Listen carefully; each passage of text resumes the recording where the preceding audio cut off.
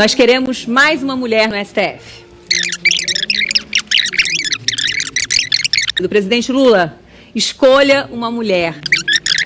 E para dar um passo ainda maior, que seja uma mulher negra. Pois é, Lula, tipo assim, eu espero que você coloque a mão na consciência e escolha uma mulher trans, lésbica, não binária, negra, indígena, cadeirante do espectro autista, com obesidade, aprovada pelo Tony Garrido, anã, muçulmana, mãe de pet nordestina, por favor.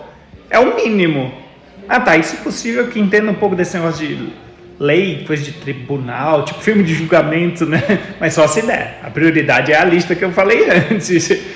E assim, esse negócio de imparcial, idônea, não precisa nem se preocupar com isso não, pode ser mais na linha dos que já estão lá mesmo. Acho que é isso. Eu falei vegana?